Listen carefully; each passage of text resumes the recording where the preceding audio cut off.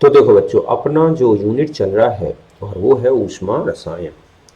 अब हम जो टॉपिक्स डिस्कस करेंगे उनमें पहला तो टॉपिक है हमारा टाइप्स ऑफ रिएक्शन एंथैल्पी, मतलब अभिक्रिया एंथैल्पी के प्रकार। और इसके बाद हम डिस्कस करेंगे हैस का ऊष्मा संकलन नियम।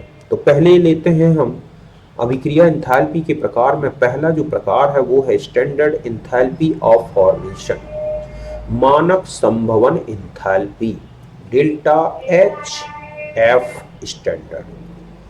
संभवन का मतलब होता है किसी चीज का निर्माण, समझ गए ना। तो यहां पर हमें रासायनिक यौगिकों के निर्माण में होने वाले एंथैल्पी परिवर्तन को डिस्कस करना है। तो यही है मानक, ठीक है, संभवन एंथैल्पी। तो मानक अवस्था वही जो अभी हमने पहले पढ़ी कि किसी यौगिक के एक मूल का निर्माण मानक अवस्था में उसके घटक तत्वों के सबसे स्थायी अपर रूप से होता है, तो कुल ऊर्जा परिवर्तन मानक संभवन एंथैल्पी कहलाता है। बात समझ गए ना कि एक मूल यौगिक अगर निर्मित होता है अपनी सबसे स्थायी घटक तत्वों से अपर रूप से, तो इसमें कुल मिला के जो भी ऊष्मा परिवर्तन होगा, चाहे वो धनात्मक हो ऋणात्मक हो, वही कहलाता है मानक संभवन एंथैल्पी परिवर्तन या मानक संभवन एंथैल्पी। जैसे यहां पर हम कहें CO2 का निर्माण है तो हमें यहां पर ग्रेफाइट लेना होगा, क्योंकि कार्बन का सबसे स्थायी अपर रूप है ग्रेफाइट। तो ग्रेफाइट से जब CO2 का निर्माण होगा तो इस अभिक्रिया का जो भी ऊष्मा परिवर्तन है वही CO2 की संभवन एंथैल्पी हो जाएगी इस तरह से। तो ये है CO2 की संभवन एंथैल्पी। हम ये भी कह सकते हैं ना कि कार्बन की दहन एंथैल्पी भी है, मतलब CO2 की संभवन एंथैल्पी कार्बन की दहन एंथैल्पी के बराबर है। तो इस तरह से ग्रेफाइट से CO2 का निर्माण होगा तो ही हम CO2 की इसे संभवन एंथैल्पी कहेंगे। अगर यहाँ डायमंड का यूज किया गया हो, चारकोल का यूज किया गया हो, कोल का, तो वो CO2 की संभवन एंथैल्पी नहीं होगी, ठीक है। ठीक इसी तरह से मान लो H2 गैस और Cl2 गैस मिलकर 2HCl बना रहे हैं, और इस अभिक्रिया का जो भी ऊष्मा परिवर्तन हो रहा है अगर हम उसे 2 से डिवाइड कर दें तो वो HCl की क्या बन जाएगी, संभवन एंथैल्पी। समझ गए ना कि यहां पर 2 मोल HCl बन रहा है जिसका अभिक्रिया का ऊष्मा परिवर्तन है डेल्टा एच आर स्टैंडर्ड। अगर हम इसे 2 से डिवाइड कर दें तो ये HCl की संभवन एंथैल्पी हो जाएगा।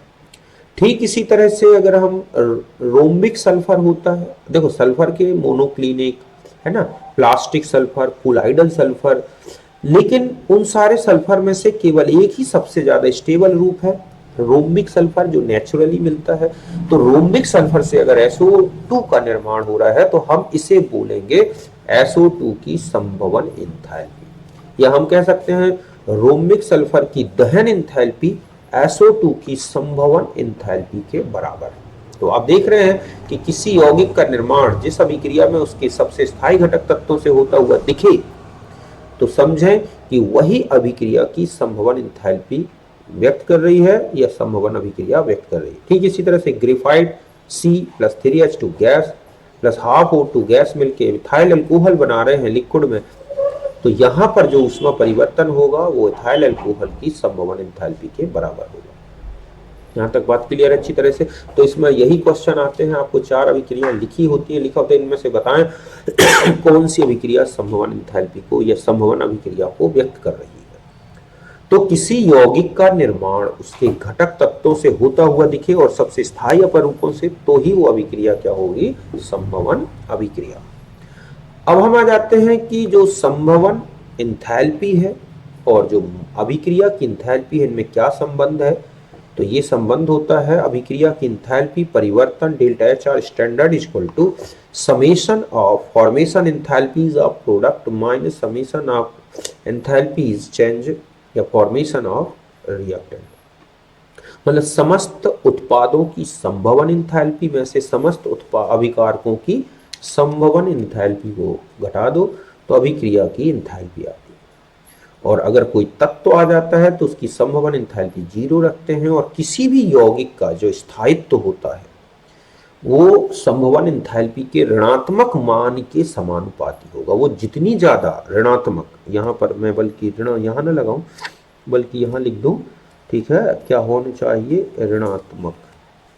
तो जितना ज़्यादा ऋणात्मक मान में होगा उतना ही ज़्यादा स्थायी यौगिक होगा। जैसे मान लो H2O की है, ठीक है, -285.8 किलो जूल, CH4 की है 74.81 और एथाइल अल्कोहल की -277.7। तो हम कहेंगे वाटर स्टेबल है, उसके बाद थोड़ा इथाइल अल्कोहल की स्थायित्व आएगा और सबसे कम स्थायी होगा CH4। अगर किसी की धनात्मक है तो वो ज़्यादा अस्थायी होगा, बहुत ज़्यादा एनर्जी वाला होगा। नाइट्रो यौगिक, हाइड्रोकार्बन्स, बहुत सारे ऐसे हैं जिनकी संभवन इंथैल्पी जो है धनात्मक होती हैं, तो ऐसे में वो यौगिक ऊष्मीय रूप से कम स्थायी होंगे। तो यहाँ पर यौगिक का जो स्थायित्व है ऊष्मीय स्थायित्व, ये क्या से स्थायित्व है, ऊष्मीय स्थायित्व। तो ऊष्मीय स्थायित्व जो है वो फॉर्मेशन एंथैल्पी के ऋणात्मक मान के समानुपाती होता है। तो यहाँ तक बात क्लियर है। तो ये है संभवन एंथैल्पी। तो दो प्रकार के क्वेश्चन होते हैं इसमें, एक तो आपको संभवन अभिक्रिया पहचानना और संभवन एंथैल्पी निकालना। तो इस तरह से अगर अभिकारक जो है, यहाँ पर सोचो आप कि किसी अभिक्रिया में जितने अभिकारक हैं वो सारे तत्व हों तो संभवन एंथैल्पी रिएक्टेंट की 0 हो जाएगी। तो संभवन एंथैल्पी प्रोडक्ट ही अभिक्रिया की एंथैल्पी के बराबर हो जाएगा अगर एक मूल उत्पाद का निर्माण हो रहा है तो। फिर हम आ जाते हैं दहन एंथैल्पी डेल्टा HC स्टैंडर्ड। तो देखो, मानक अवस्था में एक मोल ईंधन का पूर्ण दहन कराने पर उत्पन्न ऊष्मा की मात्रा को बोला गया है दहन एंथैल्पी। ये हमेशा ऋणात्मक होता है, समझ गए ना। कोई चीज जलाई जाएगी तो उसकी दहन एंथैल्पी जो ऊष्मा निकलेगी उसमें हमेशा एक एक्सोथर्मिक प्रोसेस होगी। तो एक मोल ईंधन का पूर्ण दहन कराया जाए मानक अवस्था में तो दहन एंथैल्पी, तो जो भी ऊर्जा उत्सर्जित हो रही है उसे बोलते हैं दहन एंथैल्पी, जो कि ऋणात्मक होगी। जैसे ये है ठीक है LPG, ठीक है, ब्यूटेन, इसका पूर्ण ऑक्सीकरण मतलब दहन कराया जाए एक्सेस ऑफ ऑक्सीजन में, तो ये 4 CO2 और 5 H2 बन रहे हैं, तो डेल्टा HC C4H10 ब्यूटेन की दहन एंथैल्पी है -2658 किलो जूल पर मोल। ठीक इसी तरह CH4, अगर ये है CNG तो इसका दहन कराया जाए तो उसमें निकल रही है -893 किलो जूल पर मोल। इस तरह से अब आता है कि जो ईंधन होते हैं उनकी गुणवत्ता, उनकी क्वालिटी का कंपेयर करना है, गुणवत्ता की तुलना करनी है, तो हमें दहन एंथैल्पी ना लेके उनका ऊष्मीय मान कैलोरीफिक वैल्यू लेते हैं पर ग्राम की दहन एंथैल्पी। कैलोरीफिक वैल्यू का मतलब होता है 1 ग्राम ईंधन की दहन ऊष्मा, समझ गए ना, कि 1 ग्राम ईंधन लिया जाए और उसको दहन कराया जाए तो जितनी ऊष्मा निकलती है उसे बोलते हैं कैलोरीफिक वैल्यू। तो इसको निकालते हैं तो लिखते हैं ईंधन की दहन एंथैल्पी अपॉन ईंधन का मोलर भार। 1 मोल की ऊष्मा निकली दहन एंथैल्पी के बराबर, तो ये ग्राम की कितनी होगी, तो सीधा है मोलर दहन एंथैल्पी को आप क्या कर दें, मोलर भार से विभाजित कर दें। ईंधन की जो गुणवत्ता होगी वो कैलोरीफिक वैल्यू के समानुपाती होगी। जितना ज्यादा कैलोरीफिक वैल्यू उतना ही ज्यादा ईंधन एंथैल्पी, ठीक है, उतना ही अच्छा गुणवत्ता का ईंधन होगा। जैसे ये है H2 की, मैं बता दूं, जैसे H2 की आप कैलोरीफिक वैल्यू निकालें, ठीक है, तो -286Y2 जो कि -143 किलो जूल पर मोल होगी, जो सबसे ज्यादा है जितने भी ईंधन है पर मोल, सॉरी पर ग्राम, ठीक है। ये किस में होती है दहन एंथैल्पी, यूनिट गलत लिखी हमने,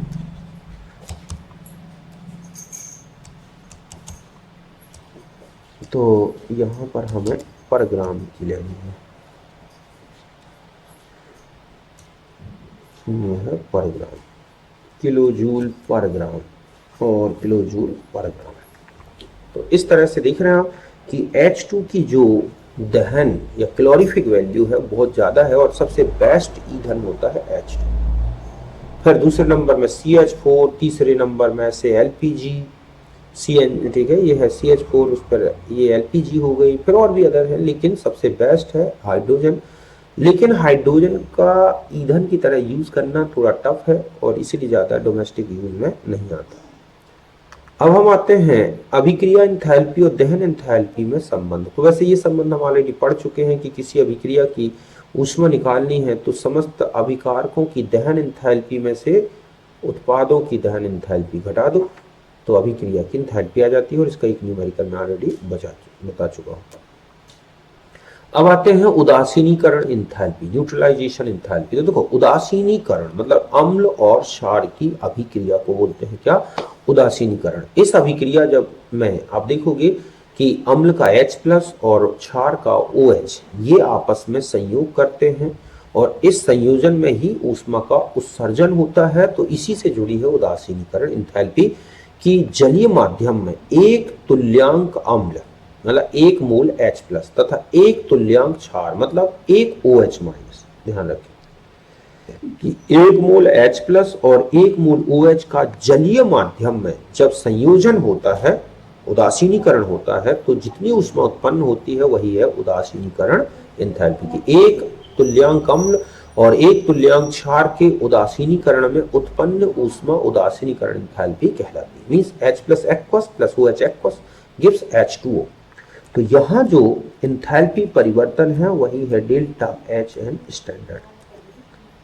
इस अभिक्रिया का जितना एंथैल्पी परिवर्तन है वही है उदासीनीकरण एंथैल्पी। सीधा सा कह सकते हैं कि जलीय माध्यम में H+ और OH से जल बनने की अभिक्रिया एंथैल्पी ही उदासीनीकरण एंथैल्पी होती है। बात समझ गए ना कि जलीय माध्यम में H+ और OH के मिलकर H2O बनने में जो ऊष्मा परिवर्तन हुआ है उस अभिक्रिया की जो एंथैल्पी मिलेगी वही है उदासीनीकरण एंथैल्पी। क्योंकि एक मोल H2O का बनना एक जलीय माध्यम में ठीक है फिक्स होता है, मतलब एक स्थिर रहेगा, और इससे में एक मोल जल के ऊष्मा के उत्सर्जन की मात्रा भी, एक मोल जल के निर्माण की जो ऊष्मा होगी वो भी स्थिर रहेगी। और यही रीजन है कि उदासीनीकरण एंथैल्पी का मान स्थिरांक होता है, और ये होता है -57.1 किलो जूल पर मोल या 13.7 किलो कैलोरी पर मोल। अगर एक प्रबल अम्ल और एक प्रबल क्षार है तब तो ये हमेशा यही वैल्यू आएगी, चाहे कोई भी अम्ल ले लो प्रबल, चाहे कोई भी क्षार प्रबल ले लो। जैसे HCl और NaOH से करा दें तो देख रहे हैं डेल्टा HN है -57.1, HNO3 और KOH की क्रिया करा दें तो भी है 57.1 किलो जूल। तो प्रबल अम्ल प्रबल क्षार की उदासीनीकरण एंथैल्पी का मान हमेशा स्थिरांक रहेगा। क्यों? क्योंकि प्रबल अम्ल प्रबल क्षार पूर्ण रूप से वियोजित होते हैं, उनके वियोजन में कोई एनर्जी की आवश्यकता नहीं होती, और इसीलिए डायरेक्ट मुक्त H+ और OH रहेंगे और उनका संयोजन हो जाएगा। तो H इस पर डिपेंड नहीं करेगा कि वो किस एसिड से आया है, OH इस पर डिपेंड नहीं करेगा कि वो किस बेस से आया है, बस वो H+ और OH मुक्त हैं प्रबल अम्ल प्रबल क्षार के विलयन में, इसलिए वो हमेशा कांस्टेंट आएगी। ठीक है, यही लिख दिया है मैंने कि प्रबल अम्ल एवं प्रबल क्षार जलीय माध्यम में पूर्ण वियोजित होते हैं। दुर्बल अम्ल दुर्बल क्षार के उदासीनीकरण में उदासीनीकरण एंथैल्पी का मान इससे कम प्राप्त होता है। मतलब है कि अगर दुर्बल अम्ल दुर्बल क्षार या उनमें से कोई भी एक दुर्बल हो गया तो जो उदासीनीकरण एंथैल्पी का मान आना चाहिए था -57.1 किलो जूल पर मोल उससे कम आएगा। जैसे एस्टिक एसिड को हम NaOH से न्यूट्रलाइज्ड करें, ये उदासीनीकृत करें, तो आप देख रहे हैं एंथैल्पी चेंज है 11.9 किलो कैलोरी, ऋणात्मक मतलब इतनी ऊर्जा उत्सर्जित हुई है, जबकि होनी कितनी चाहिए थी 13.7 किलो कैलोरी। तो ऐसा क्यों हुआ? तो देखो बच्चों, प्रबल अम्ल प्रबल क्षार तो पूर्ण वियोजित थे, तो H और OH बिल्कुल मुक्त थे। लेकिन अगर हम दुर्बल अम्ल दुर्बल क्षार ये दोनों में से कोई भी एक दुर्बल हो गया तो जो दुर्बल है उसके वियोजन के लिए कुछ ऊष्मा की आवश्यकता होगी। तो पहले वो दुर्बल विद्युत अपघट्ट अम्ल या क्षार अपने माध्यम से जलीय माध्यम से ऊष्मा का अवशोषण करेगा और वियोजित होगा। फिर H+ जब मुक्त हुआ और OH मुक्त हुए तो दोनों मिलकर H2O बनाएंगे, तो निकली तो उतनी ही होगी 13.7, लेकिन उसमें से जितनी उस जलीय माध्यम की ऊष्मा अवशोषित कर ली गई थी वो कंपनसेट हो जाएगी, उतना मान पहले उसमें वातावरण द्वारा अवशोषित कर लिया जाएगा, फिर जो बचेगी वो निकलेगी। तो इस तरह से जो भी ऊष्मा का अंतर आया, मतलब है कि दुर्बल अम्ल क्षार की उदासीनीकरण की एंथैल्पी और जो कि प्रबल अम्ल प्रबल क्षार की उदासीनीकरण एंथैल्पी का जो अंतर आया एक्चुअली वही दुर्बल अम्ल या क्षार की वियोजन एंथैल्पी के बराबर होगा। तो यही लिखा है कि दुर्बल अम्ल या क्षार के वियोजन में कुछ ऊर्जा अवशोषित हो जाती है। अतः दुर्बल विद्युत अपघट्य की आयनन ऊर्जा को निम्न संबंध से ज्ञात कर सकते हैं। आयनन ऊर्जा ये हो जाएगी जो वीक है, W मतलब यहाँ पर दुर्बल, हम यहाँ पर जो ये वैल्यू लिखी है ये है दुर्बल अम्ल या क्षार, ठीक है, की उदासीनीकरण एंथैल्पी ये लें और उसमें से किसकी घटा दें बच्चों, प्रबल की, इस तरह से एंथैल्पी। तो ये जो डिफरेंस आएगा सीधा सीधा है वो क्या हो जाएगा, उस दुर्बल विद्युत अपघट्य की आयनन ऊर्जा। अगर कोई बहुक्षारकीय अम्ल है, ठीक है, तो आयनन एंथैल्पी पहले उस बहुक्षारकीय अम्ल की उदासीनीकरण एंथैल्पी ले ले, 1 मोल की पूरी। तो बहुक्षार की मतलब जैसे डाइमर है या द्विक्षार की है, ठीक है, तो हम यहां पर प्रबल अम्ल प्रबल क्षार की उदासीनीकरण एंथैल्पी में उससे 2 से मल्टीप्लाई कर देंगे। और कितना भी क्षार की हो सीधा सा है कि जो प्रबल अम्ल प्रबल क्षार की उदासीनीकरण एंथैल्पी है उसमें इनटू कर दो यहां पर क्या, बेसिसिटी। तो यहां पर ये ध्यान से देखें, ये जो लिखी हुई है, ठीक है, ये लिखी है 1 मोल, ठीक है, बहु क्षारकीय अम्ल या क्षार की उदासीनीकरण एंथैल्पी, ठीक है। और उसमें से इस तरह से, तो जैसे हमें एसिटिक एसिड की निकालनी, चूंकि वो 1 मोल 1 तुल्यांक के बराबर है, तो 11.9 माइनस में ली माइनस 13.7, ये तो ऑलरेडी माइनस होती है, ठीक है। तो यहाँ पर आपने ये वैल्यू पुटअप कर दी, ये है, तो ये आ गई 1.8 किलो कैलोरी पर मोल, मतलब ये है एसिटिक एसिड की क्या, आयनन एंथैल्पी। यहां तक बात क्लियर है। ठीक इसी तरह से मान लो ऑक्जेलिक एसिड की NaOH से रिएक्शन कराई गई और ये है कुल एंथैल्पी परिवर्तन, delta H N standard W, तो वो ले लें हम। और 2 से क्यों मल्टीप्लाई कर रहा हूं, क्योंकि ये द्विक्षार की है, इसको माइनस कर दें तो हमें ऑक्जेलिक एसिड की आयनन ऊर्जा पता चल जाएगी। अगर त्रिक्षार की होता तो 1 मोल त्रिक्षार की अम्ल की अभिक्रिया एंथैल्पी ले लेते, उसमें से हम 3 मोल प्रबल अम्ल प्रबल क्षार की उदासीनीकरण एंथैल्पी घटा देते। तो यहां तक बात क्लियर है। तो ये है इस तरह से। फिर आता है उदासीनीकरण ऊष्मा, डेल्टा HR। अब क्या होता है कि अब एक तुल्यांक से कम या एक तुल्यांक से ज्यादा क्षार लिए गए हों या अम्ल लिए गए हों, तो उसमें ऊष्मा परिवर्तन को बोला जाएगा उदासीनीकरण ऊष्मा। मतलब हम ये कहेंगे कि एक तुल्यांक से भिन्न तुल्यांक की उदासीनीकरण एंथैल्पी, तो ये फॉर्मूला लगेगा।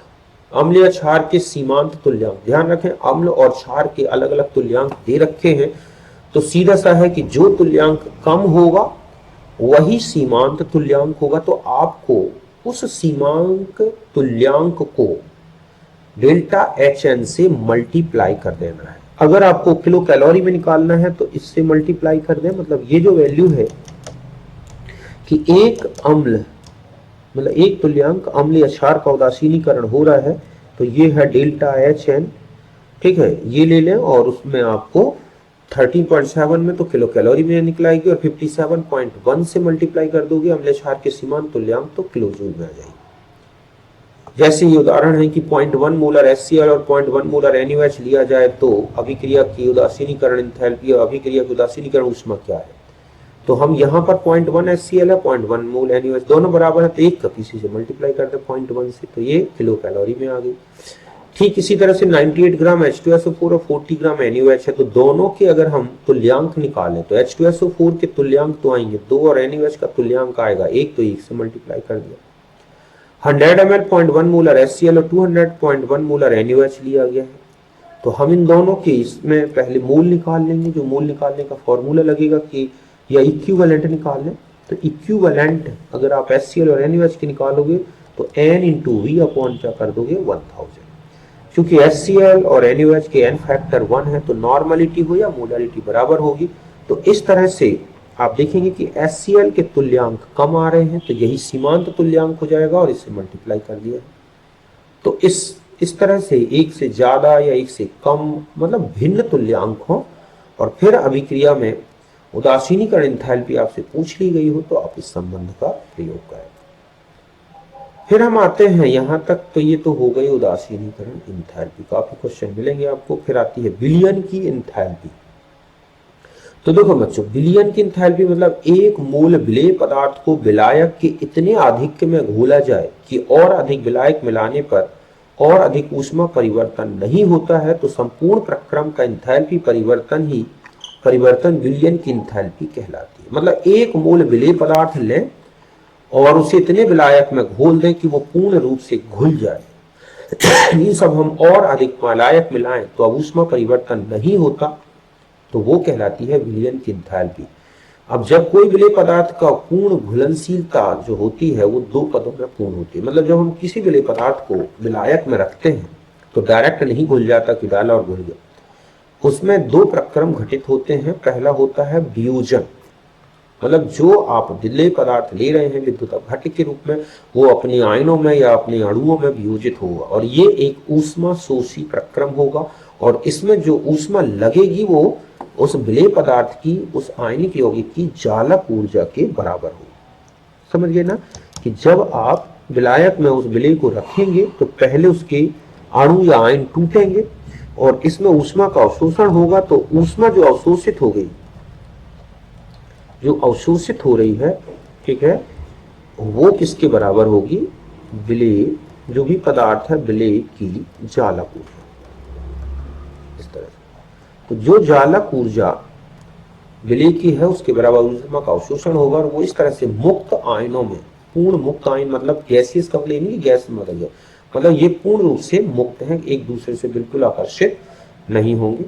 फिर दूसरा स्टेप होता है जलयोजन। अब ये जो आयंस बने हैं प्लस माइनस, अगर आप उसे जल में रखोगे तो जल एक ध्रुवीय माध्यम होता है, ठीक है। अब जब वो ध्रुवीय है तो वो क्या करेगा कि जो विद्युत अपघट्य के आयन हैं उनको चारों तरफ से घेर लेगा और इस तरह से जलयोजन होगा और ये जलयोजन ऊष्माक्षेपी होता है। तो दोनों आयनों के जलयोजन की कुल ऊर्जा जो है ये जो उत्सर्जित हो गई ये है कौन सी ऊर्जा? जल योजन ऊर्जा। हम इसे क्या बोलेंगे? जल योजन ऊर्जा। दोनों आयनों की समस्त मतलब जितने भी आयन्स बने उन सब की, धनायन की और ऋणायन की जल योजन ऊर्जाओं का योग। तो विलयन की कुल एंथैल्पी कहलाएगी जालक ऊर्जा प्लस जल योजन ऊर्जा का योग। मतलब विलयन की एंथैल्पी में कितना परिवर्तन हुआ, तो कितनी ऊर्जा अवशोषित हो गई, कितनी ऊर्जा उत्सर्जित हो गई, इन दोनों का योग कर दिया जाए तो बने हुए विलयन का नेट एनर्जी चेंज निकल आएगा और वही नेट एनर्जी चेंज विलयन की एंथैल्पी है। तो मैंने लिखा है U प्लस He। अब यहाँ दो कंडीशन बन सकती हैं। अगर जालक ऊर्जा ज्यादा है और जलयोजन ऊर्जा कम है, मतलब आयनों को विलेय पदार्थ को टुकड़े में टूटने के लिए ऊर्जा ज्यादा लग रही है और उसका जलयोजन कम हो रहा है, तो विलयन की एंथैल्पी धनात्मक हो जाएगी, ऊष्मा अवशोषित होगी, मीन्स इसे बोला जाएगा ऊष्मा शोषी विलेयता और ताप वृद्धि से विलेयता ये बढ़ेगी। क्योंकि हम ऊष्मा देंगे तो हम जानते हैं लीय नियम के अनुसार कि प्रक्रम उस दिशा में चलना शुरू कर देगा जहां ऊष्मा का अवशोषण होने लगे तो और अधिक विलेय घुलने लगेगा। तो ऐसी विलेयता वह कहलाती है ऊष्मा शोषी विलेयता। अधिकतर लवण NaCl, KCl, KBr मतलब इस तरह की जो विलेयता है वो मुख्यतः इनमें मिलती है, जैसे कि KCl, NaCl, NaI आदि, ठीक है, इस प्रकार की विलेयता दर्शाते हैं। ये बात समझ गए ना। फिर हम आ जाते हैं, इसके बाद है दूसरा है कि U लेस देन He, कि जालक ऊर्जा मतलब ऊष्मा जो है कम लग रही है आयनों को तोड़ने में और निकल ज्यादा रही है, तो ऐसे में जो विलयन एंथैल्पी है वो ऋणात्मक होगी। इसको बोलते हैं ऊष्माक्षेपी विलेयता और ताप वृद्धि से ये विलेयता घटती है। जैसे कि आप देखोगे Li2CO3, Li2SO4, ठीक है, सीरियम सल्फेट, इस तरह के कुछ लवण हैं जिनमें ये विलेयता दिखती है। क्योंकि ऊष्मा जितनी लग रही है उससे ज्यादा निकलेगी तो पूरे विलयन की ऊष्मा जो है बढ़ जाएगी, और ये विलेय पदार्थ ज्यादा विलेय होते हैं, जबकि ऊष्मा शोषी विलेयता में जो विलेय पदार्थ है उसकी विलेयता अपेक्षाकृत कम होती है और ऊष्मा क्षेपी में विलेयता ज्यादा होती है। जैसे NaCl की जालक ऊर्जा 788 किलोजूल पर मोल, जलयोजन ऊर्जा है माइनस दोनों आयनों की -784 किलोजूल। पूछा गया कि विलयन एंथैल्पी कितनी हो गई, तो हम इसका डिफरेंस लेंगे तो यार ये 4 किलोजूल पर मोल, जो कि एक ऊष्मा शोषी विलेयता को दर्शा रहा है। तो यहां तक बात क्लियर है अच्छी तरह से। ओके, फिर हम आ जाते हैं तनुता की एंथैल्पी। एक और चीज बता दूं, ये तो थी विलयन की एंथैल्पी कि आपने इतने एक्सेस में घोल दिया कि फिर कोई ऊष्मा परिवर्तन नहीं हो रहा, लेकिन अगर कहीं कहीं एक विलयन बनाए फिर हम और विलय मिलाए फिर ऊष्मा परिवर्तन बदल रहा है, फिर से ऊष्मा परिवर्तन हो रहा है, तो इस तरह से जब एक प्रकार का एक निश्चित सांद्रता का विलयन आपने बना लिया, फिर उसमें निकाल ली उसकी, फिर आपने तनु किया, फिर दोबारा आपने विलयन की एंथैल्पी निकाली, अगर ये परिवर्तन आ रहा है तो इसी परिवर्तन को बोला गया है तनुता की एंथैल्पी। जब यही लिखा है, जब एक सांद्रता के विलयन को तनु करके दूसरी सांद्रता के विलयन में बदला जाता है तो होने वाला ऊष्मा परिवर्तन तनुता की एंथैल्पी कहलाता है। तनुता की एंथैल्पी मतलब उच्च जलयोजन ऊर्जा ले लें, ठीक है, माइनस निम्न जलयोजन ऊर्जा, इस तरह से। मतलब ये है कि HCl का जैसे 5 मोल उच्च जलयोजन नहीं, बल्कि हम यहां करें उच्च विलयन ऊष्मा, उच्च जल योजन में विलयन ऊष्मा कितनी है, माइनस निम्न जल योजन में विलयन ऊष्मा, ठीक है, इस तरह से।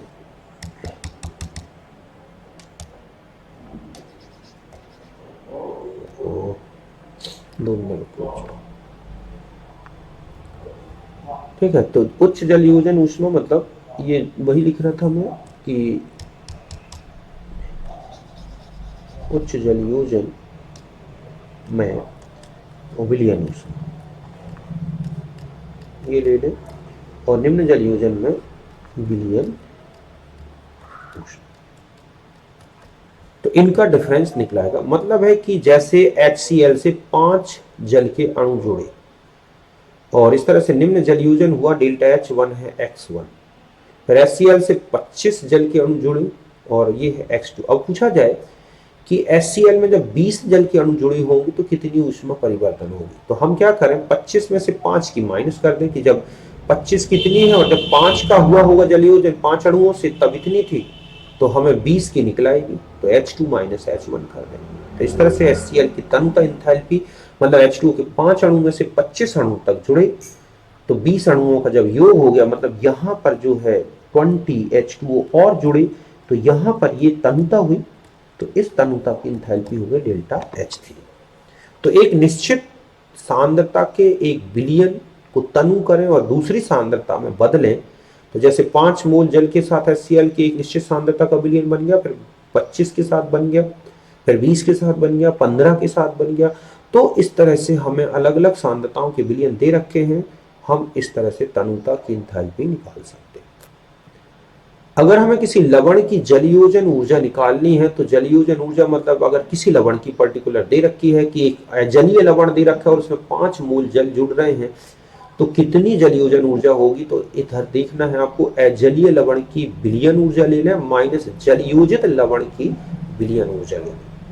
समझ गए ना कि अजलीय लवण है जब उसमें कोई जल का अणु नहीं जुड़ा था तब विलयन ऊर्जा क्या थी, जब उसमें जल के अणु जुड़ गए फिर विलयन ऊर्जा क्या है, तो ये संबंध से आप निकाल सकते हैं जलयोजन। जैसे कॉपर सल्फेट अजलीय है, ये यहां पर देख रहे हैं आप कि ये क्या है, अजलीय अवस्था, निर्जल अवस्था, और ये है जलयोजित अवस्था, ठीक है।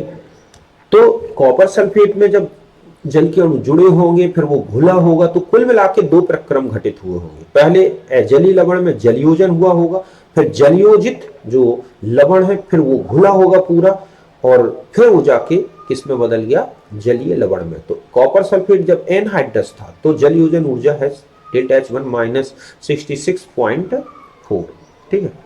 और जब जलयोजित अवस्था में हम कॉपर सल्फेट को घोलते हैं तब डेल्टा H2 जो है वो बनता है 11.7 पॉजिटिव।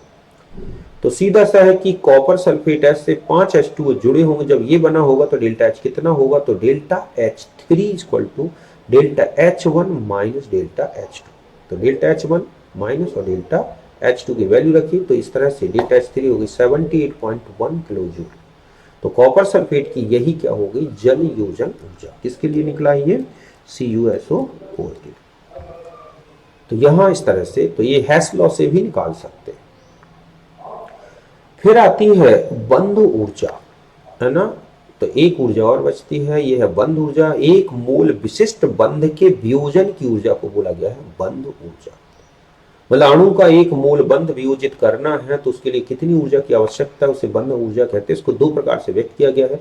एक तो है बंध वियोजन ऊर्जा, गैसीय अवस्था में दो परमाणुओं के मध्य एक मोल बंध, एक मोल विशिष्ट बंध के वियोजन की ऊर्जा। जैसे H2 की है तो 435 है, Cl2 की है तो 242 है, O2 की है तो 428 किलो जूल है। तो ये दो परमाणुओं के बीच में उपस्थित एक मोल पर्टिकुलर बॉन्ड की वियोजन की ऊर्जा है।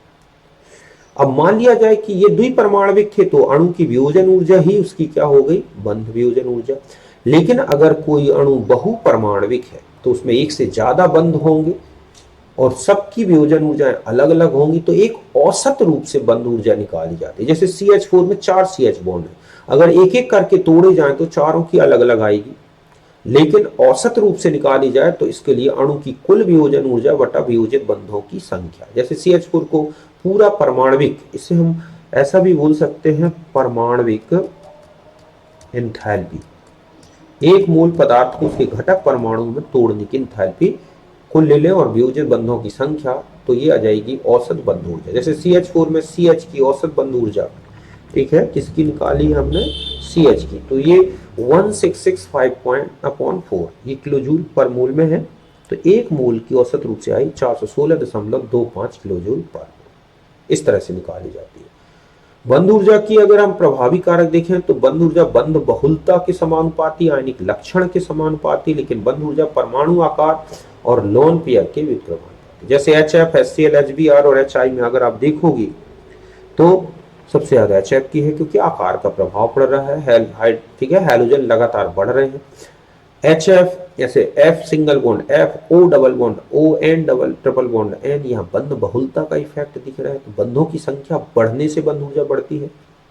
यहाँ लोन पेयर रिपल्सन का इफेक्ट दिख रहा है, एकांकी इलेक्ट्रॉन युग्म प्रतिकर्षण, जहां फ्लोरीन छोटा साइज है तो ऊर्जा सबसे ज्यादा होनी थी, लेकिन तीसरे नंबर में आ रहा है क्योंकि फ्लोरीन के परमाणु बहुत छोटे हैं और उनके जो तीन तीन लोन पेयर हैं उनमें बहुत ज्यादा रिपल्सन लगता है, और यही रीजन है कि यहाँ रिपल्सन इफेक्टिव हो गया है देन एटॉमिक साइज।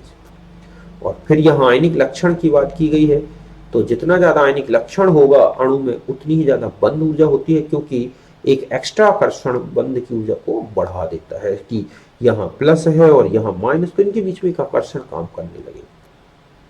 तो यहाँ तक ये है बंध ऊर्जा के बारे में। है Hess's law of constant heat summation, Hess का ऊष्मा संकलन नियम। तो देखो बच्चों, ये नियम जो है किसी रासायनिक अभिक्रिया में कुल ऊष्मा परिवर्तन से संबंधित है। इसने ये कहा है कि किसी अभिक्रिया का संपूर्ण ऊष्मा परिवर्तन उसके विभिन्न पदों में होने वाले ऊष्मा परिवर्तन के योग के बराबर होगा। मतलब एक पूर्ण अभिक्रिया हो रही है, कई पदों में हो रही है, तो पूरी जब अभिक्रिया संपन्न हो जाएगी तो उस पूरी संपूर्ण अभिक्रिया का ऊष्मा परिवर्तन उसके जितने पद चले हैं उन समस्त पदों की ऊर्जाओं के योग के बराबर होगा। मतलब है Q1 equal to Q2 plus क्या, Q3। समझ गए ना। जैसे A से C में चला जाए तो A से C डायरेक्ट एक ही पद में हो रहा है। अब हम माने कि A से C जो निर्माण है वो दो पदों में पूर्ण हुआ है और एक एक पद की ऊष्मा परिवर्तन है Q2 और एक क्या है Q3। तो हैस नियम के अनुसार Q1 equal to Q2 plus क्या हो जाएगा, Q3। जैसे C और O2 मिलकर डायरेक्ट CO2 बनता है। डेल्टा H है 94 किलो जूल पर मोल माइनस में, ठीक है। अब जब CO2 बना होगा तो दो स्टेप हुए होंगे, पहले CO बना होगा और फिर CO2, CO से फिर CO2। तो सपोज C और O से मिलकर CO बनने का एंथैल्पी चेंज है डेल्टा H1, और फिर CO से CO2 बनने का है डेल्टा H2, तो डेल्टा H1 इक्वल टू हो जाएगा delta H1 plus H2 means 28 और 66, तो ये आ जाएगा 94 इस तरह से। और ये माइनस में होते हैं, यहाँ पे माइनस में लिख दे रहा हूँ मैं, ठीक है। तो ये हो जाएंगे -28 और ये है माइनस, ये है, तो ये आ जाएगा, मैंने यहाँ पर माइनस यहाँ लगा दिया। तो इस तरह से किसी भी अभिक्रिया का संपूर्ण ऊष्मा परिवर्तन जो निकालना होता है वो उसके सारे पदों की ऊष्मा एंथैल्पी को जोड़ दो। इसी से बहुत सारे न्यूमेरिकल दे रखे हैं, जैसे निम्नलिखित आंकड़ों से CO की संभावना ऊष्मा ज्ञात कीजिए। C प्लस O2 मिलकर CO2 बन रहा है, डेल्टा H1 है -x। 2CO प्लस O2 मिलकर 2CO2 बन रहा है, डेल्टा H2 है y। हमें प्राप्त करना है C प्लस हाफ O2 मिलकर CO2। तो देखो बच्चों, सबसे पहले जो हमें समीकरण प्राप्त करना है उसमें आपको अभिकारक के घटक देखने हैं और उत्पाद के घटक। हमें अभिकारक के घटक C और O2 को ये देखना है कि जो समीकरण ऊपर दिए गए हैं उसमें C और O2 लेफ्ट में है या नहीं, और CO कहाँ पे है, राइट में है या लेफ्ट। अगर वो घटक तत्व आपके लेफ्ट में लेने हैं और समीकरण में भी लेफ्ट साइड दिए हैं, तब आप तो वहां उन समीकरणों में कोई परिवर्तन ना करें। लेकिन उत्पाद की स्थिति देखें, अगर वो लेफ्ट में दे रखा है और लाना राइट में है, तो आप उस समीकरण को पलट दोगे जहां पर वो उत्पाद दे रखा है। जैसे हमें लाना था C plus half O2 CO, तो आप देख रहे हैं कार्बन और ऑक्सीजन लेफ्ट में है, और हमें समीकरण जो लाना है उसमें भी लेफ्ट में है, तो हम पहले समीकरण में कोई परिवर्तन नहीं करेंगे। दूसरे समीकरण में देखो CO यहाँ लेफ्ट में है जबकि हमें लाना राइट में है उसे, तो हम समीकरण 2 को पलट देंगे। दूसरा है यहाँ 2 मोल CO दिख रहा है और यहाँ 1 मोल CO, तो हम समीकरण 2 को 2 से डिवाइड भी कर देंगे। तो ध्यान रखें, जब आप समीकरण को पलटते हैं तो ऊष्माओं के मान भी पलट जाएंगे, प्लस का माइनस, माइनस का प्लस, और जो भी समीकरण में जिस नंबर से मल्टीप्लाई करोगे, डिवाइड करोगे, जस्ट वही मल्टीप्लाई डिवाइड दी गई ऊष्मा में भी होगा। तो यही लिख दिया मैंने कि समीकरण 2 को 2 से विभाजित कर पलट कर 1 और 2 को जोड़ दें। ऐसा करोगे तो समीकरण 1 जैसा का तैसा लिख दिया, 2 को 2 से विभाजित कर दिया और फिर दोनों को जोड़ दिया। तो इस तरह से कुल अभिक्रिया का डेल्टा H3 दोनों अभिक्रियाओं के एंथैल्पी परिवर्तन का योग है। मतलब आपको जो भी समीकरण दे रखे हो जो लाना है, तो जिसे लाना है उसके लिए उन समीकरणों को ऐसा लिख दो कि उनका योग जो समीकरण हमें लाना है उसके बराबर हो जाए, तब आप अभिक्रिया का कुल एंथैल्पी परिवर्तन हैश नियम से लिख सकते हैं, delta H1, delta H2, delta H3 जो भी, और इस तरह से आपने परिणाम। अब जैसे लिखा है निम्नलिखित आंकड़ों से QH की संभावना एंथैल्पी ज्ञात कीजिए। 3 आंकड़े दे रखे हैं, H2 half O2 H2O, delta H1 दे रखा है -68, K solid plus H2O liquid plus aqueous, तो KOH aqueous plus half H2 gas और डेल्टा H2 जो है वो है -48, और KOH सॉलिड प्लस एक्वस मिलकर QH aqueous, delta H3 -14 kilocalorie. अब आपको प्राप्त करना है K solid plus half H2 gas plus half O2 gas 2 QH solid, तो डेल्टा HR क्या हो। तो देखो यहाँ पर K आपका लेफ्ट में है, यहाँ भी K लेफ्ट में है, H2 लेफ्ट में है, यहाँ भी O2 लेफ्ट में है, ये है। अब यहाँ पर जो KOH सॉलिड है वो दोनों देख रहे हैं आप कि वो लेफ्ट में और हमें लाना है राइट में, तो हम समीकरण 3 को पलट देंगे और बस फिर 3 को पलट के 1 और 2 के साथ जोड़ दो, तो सब घटक जो कटने हैं वो हट गए और आपको वही समीकरण मिल गया जो आपको लाना था, और इस तरह से डेल्टा H टोटल आ गया -102 किलो कैलोरी पर। एक्वस से एक्वस हट गया, ठीक है, और इस तरह से आपको ये समीकरण। ठीक इसी तरह BaCl2 की जलयोजन ऊष्मा निकालनी है, तो BaCl2 की देखो, BaCl2 जब घुलता है पूर्ण रूप से एक्वस में तो ये है, लेकिन जब BaCl2 घुला होगा तो पहले जलयोजन हुआ होगा और फिर ये घुला होगा। तो पहले हम यहाँ पर 2 स्टेप में दिख रहे हैं और ये 1 स्टेप में, तो Q इक्वल टू हो जाएगा Q1 प्लस Q2, तो हमें Q1 निकालना है, Q2 दे रखा है, Q दे रखा है, और इस तरह से आपने निकाल लिया। ठीक इसी तरह से C डायमंड से C ग्रेफाइट की संक्रमण एंथैल्पी इस संबंध से निकालें, तो C डायमंड को आपको लेफ्ट में रखना है और C ग्रेफाइट को राइट में ले जाना है, तो समीकरण 2 को पलट के और फिर जोड़ दो, एंथैल्पी चेंज आ गया। इस तरह से ग्रेफाइट हीरे से ज्यादा, क्योंकि निगेटिव आ रहा है, तो डायमंड से ग्रेफाइट में परिवर्तन की एंथैल्पी निगेटिव आ रही है, मतलब ग्रेफाइट हीरे से ज्यादा ऊष्मागतिक रूप से स्थायी है। तो कुल मिला के ये आ गया आपका हेस लॉ के सारे इक्वेशंस हो गए। तो कुल मिला के हमारा ऊष्मागतिक चैप्टर जो है फिनिश हो गया, जितना इंपॉर्टेंट था वो पूरा डिस्कस कर दिया। अब हम अगले यूनिट में जो है साम्य को स्पष्ट करेंगे, वो रासायनिक साम्य और आयनिक साम्य। ठीक है, तो अब मिलते हैं नेक्स्ट वीडियो में।